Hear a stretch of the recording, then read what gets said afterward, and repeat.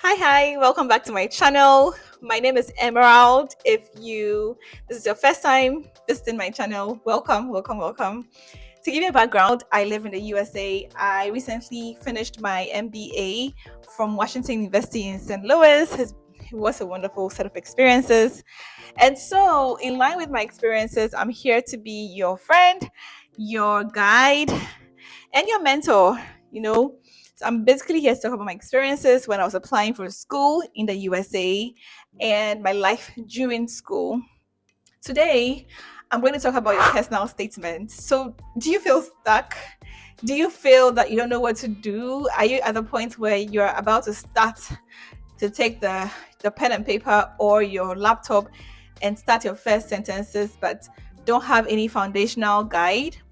Well, I am here to give you a foundational tips. So before you even start thinking of what to write, there are some four key things I want you to keep in mind before delving deeper into the personal statement. And so we're going to start them one by one. So stay tuned. Now, your first tip is to keep it simple, right? Do keep your story simple. Do not use big words or jargons just to impress the reader or the outcome because it does not impress them. It rather drifts them away from the focus and confuses and complicates matters, right? So you want to keep it simple because you want them to be engaged in what you're writing. When you keep it simple, when you use very short sentences, right, and when you use active language, it makes them more engaged in what you're reading, and it becomes like a story that is pleasing to read. It also becomes very easy on the eye when the reader is like reading your sentences. We don't want to stress them because you're reading so many materials or so many essays. And so you want them to enjoy what you're reading when you're reading your script, right? So keep it simple. To give you some examples, I'm going to be reading on what you should absolutely not do and what you should do. Okay. So on what you should not do, I'm going to read a sentence and then we'll go through it. So to give you background, this person who is writing the sentence has an experience in banking and is applying for business school in the US. Okay, so listen to this sentence. Throughout my time at Access Bank, significant contributions were made by me to improve operational efficiency. Additionally, the team was managed effectively under my guidance to ensure project success. So notice here two clauses. Significant contributions were made by me, and the team was managed effectively under my guidance. So here, the writer is not focusing on himself. He's not using active language. He's using passive language here, where the focus is more on the recipient. But you want to rather shift focus to yourself and all the amazing things you have done successfully. And so use active language. Now let's turn this around, okay? Here is what you absolutely should say. At Access Bank, I improved operational efficiency, boosting productivity. I also led my team to successfully complete projects. Here, you can clearly see what the person has actively done. It's very clear that he's improved stuff and he's also led a team. So here, the focus more is on the person and all the amazing projects the person has done. So you notice also that in the second example, the sentence was very simple, it was shorter, and was very easy to understand, wasn't it? Right. So avoid a pitfall of just trying to fill up words or using jargons or using big words just to probably like fill up the word limits that you've been given. Avoid that because it's very obvious when you write just to fill up the number of words, the reader can't see it, and that is very annoying. Don't do that. Focus on the depth of your message. Write simple sentences and use active language. So the second tip I have is very dear to me because I've seen lots of people making this mistake throughout the personal statements I've been reviewing, right? Here goes.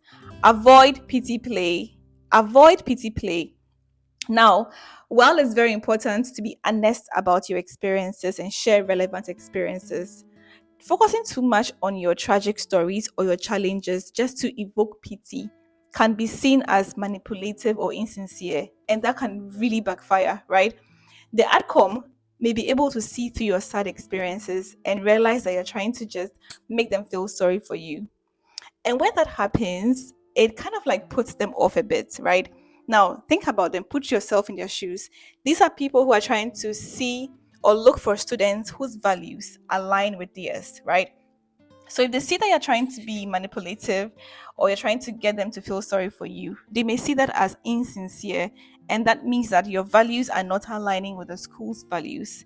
And so it might put them off. Now, let me just read an example to you so you might understand what I mean. So we are clear here, right? I'm going to read something you should absolutely not do. And then we'll talk about how we can turn that around, right? So here goes. Here's a very typical example of PT play, right? So here goes. I have faced numerous hardships in my life, including the death of a close family member and financial struggles that nearly derailed my education. Despite these challenges, I managed to scrape through and pass my exams. Given these difficulties, I hope you consider me for financial aid or a scholarship, as it would make a significant difference in allowing me to pursue this opportunity, which makes me believe I deserve this opportunity. Now, this is absolutely wrong. Why do I say this? Well, you are giving the impression that you are appealing for sympathy as grounds for financial aid rather than merit. You need to earn your admission, right? You need to earn it through your academic achievements, your professional accomplishments, your skills, your values, etc. Right?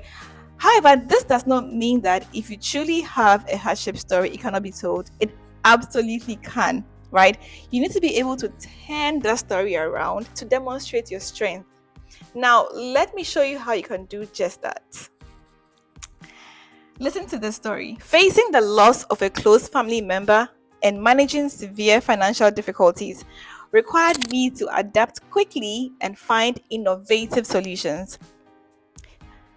For instance, to support my education while dealing with financial constraints, I took on multiple part-time jobs and developed a strict budget to manage my expenses.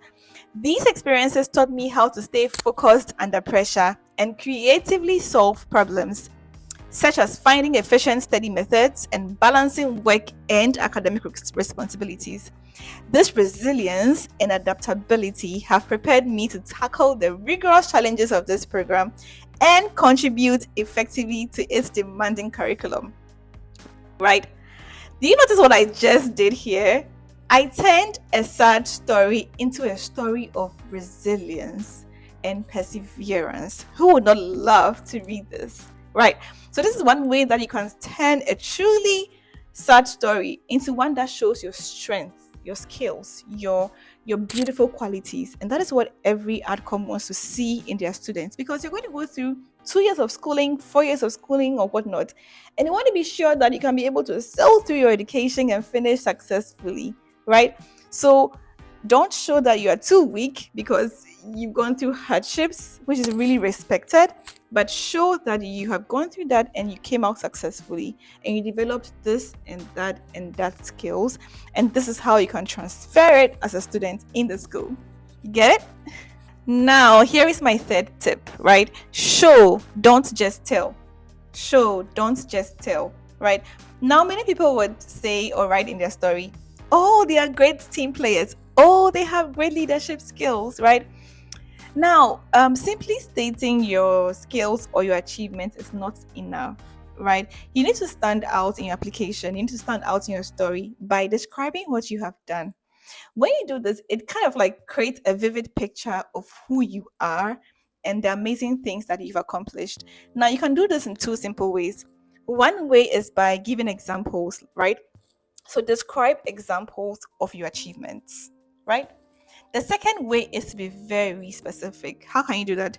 Now, you do this by stating what you have done. That shows that you're a leader or you're a great team player, how you did it, and what the results were. Now, bonus points.